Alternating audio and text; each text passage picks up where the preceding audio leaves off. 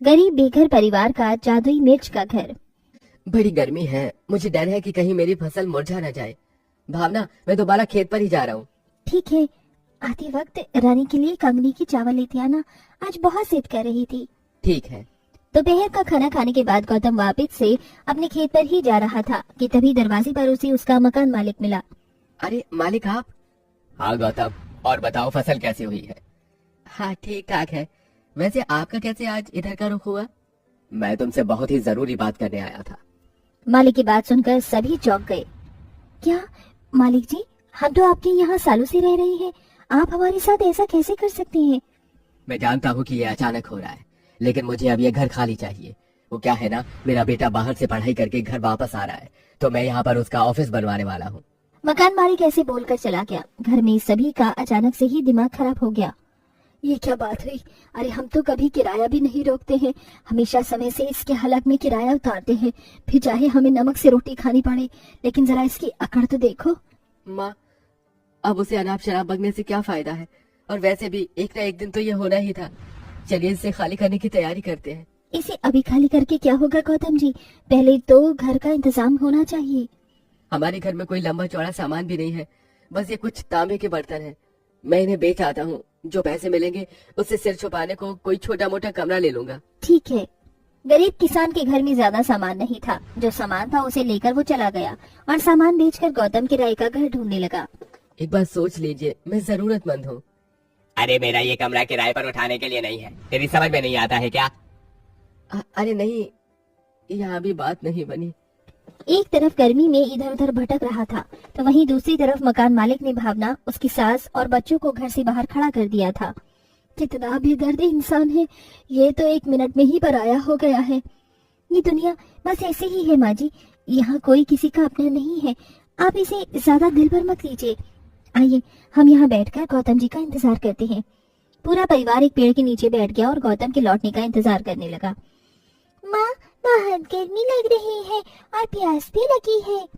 बस कुछ देर और रुक जाओ मेरी बच्ची, तेरे बाबा आ जाएंगे तो मैं तुझे पानी लाकर दे दूंगी। अरे भावना, तो यहीं बच्चियों के पास रुक, मैं पानी लाती हूँ। चंचल कहीं से इंतजाम करके पानी लेकर आई, जिसे पीकर बच्चियों ने अपनी प्यास बुझाई। उस बड़े पेड़ के नीचे घंटों इंतजार करने के बाद गौतम वापस आया। अरे माँ और भावना, आप यहाँ क्यों हैं? उस सत्यानाशी ने तेरे जाते ही हमें घर से बाहर कर दिया। सड़ी गर्मी में तेरी राह ही देख रहे थे। वो सब छोड़, ये बता के घर की बात बनी या नहीं? नहीं माँ, कहीं भी मुझे किराए पर घर नहीं मिला, और अगर कहीं मिला भी था तो वो हमारी आमदनी से ज्यादा महंगा था। सत्यानाश हो सबका, गरीब की तो किसी को परवाह ही नहीं है। माँ जी शांत हो जाइए। क्या शांत हो जाऊं, आज मैं बहुत गुस्से में हूँ। चंचल बहुत ज्यादा गुस्से में थी और दोनों पति पत्नी बहुत टेंशन में।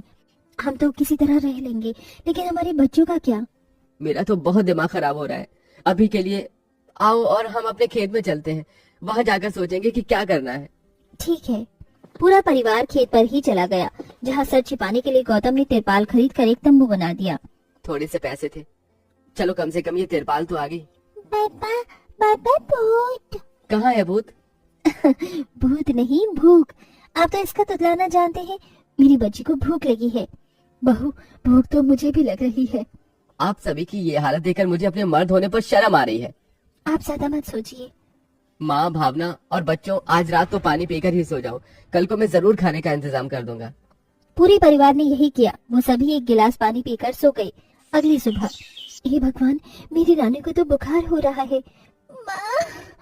हाँ बच्ची, मैं यही हूँ। शायद ये सारा दिन भूखे रहने और धूप में तपने की वजह से हुआ है। शायद आप सही हो माँ जी।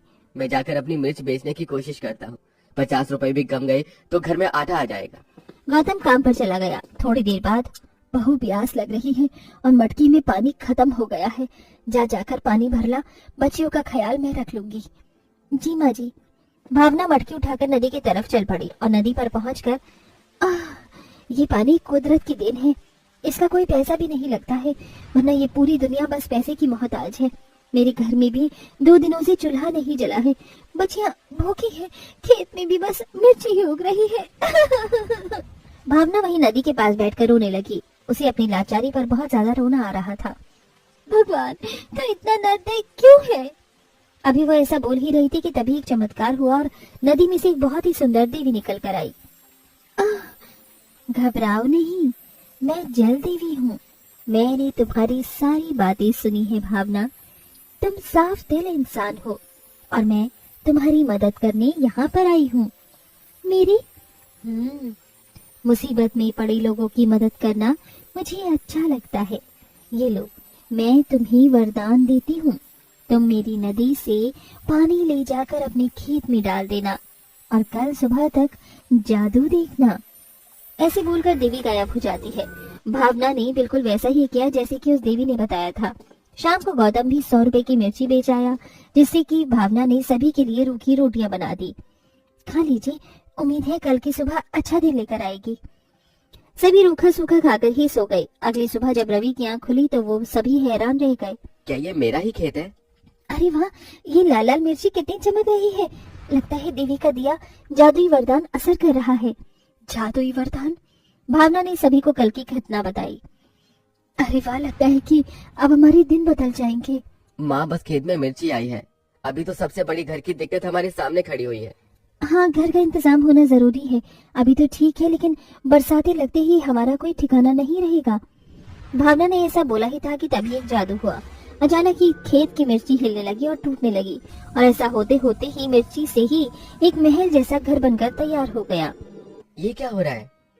घबराओ नहीं, ये मिर्ची घर खास तुम्हारा ही है। अंदर आओ। घर के बोलने पर सभी घबराते हुए घर के अंदर गए और अंदर जाकर उन्होंने देखा।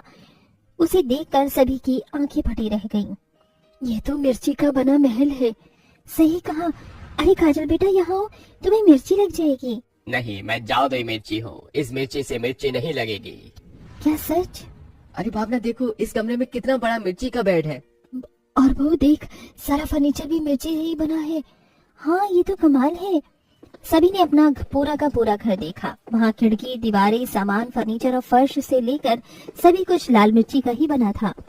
वहाँ जल देवी की जय हो। हमें कितना अच्छा ठिकाना मिला है। सही कहा। इस खुशी में आज तो मेरा मन कुछ अच्छा खाने को हो रहा है। हमें अभी बस घर ही तो मिला है। अच्छा खाना खाने के लिए तो पैसे होने चाहिए। अच्छा खाना? बैठिए, मैं आपको देता हूँ। जब जादुई मिर्ची घर है, साथ तो डरने की नहीं है बात। सभी डाइनिंग टेबल पर बैठ गए, जहाँ मिर्ची घर ने उन्हें अच्छा अच्छा खाना खिलाया। आज तो मजा ही आ गया। सच में सारी चिड़चिड़ाहट भी शांत हो गई। हमें अपने प्यारे मिर्ची घर का शुक्रिया अदा करना चाहिए। माँ, मुझे तो अभी और खाना है। बोलो बच्ची, क्या खाओगी? रबड़ी। अभी लो। मिर्ची घर ने अपने जादू से ही रानी को रबड़ी भी खिलाई। सभी आज के दिन बहुत ज्यादा खुश थे। भावना का पूरा परिवार अब मिर्ची घर में ही रहता था। उस घर में सारी सुविधाएं थी। गर्मी के मौसम में उसके अंदर फ्रिज और एसी भी था, जिसका इस्तेमाल भावना करती थी। इस जादुई घर में तो मौसम का तापमान भी अपने हिसाब से ढाला जा सकता है। मजा आ गया। सही कहा बहू, अब लग रहा है कि ऐश की जिंदगी है। जादुई मिर्ची के घर ने सभी की जिंदगी ही बदल दी थी। जब भी उन्हें कुछ ऐसा चाहिए होता तो वो मिर्ची घर से मांग लिया करते थे। गौतम भी अपनी मिर्ची उगाने में मेहनत करता था और उन्हें बेचकर वो घर के पैसों की जरूरत को पूरा करता था। और अब सब कुछ ठीक हो चुका था।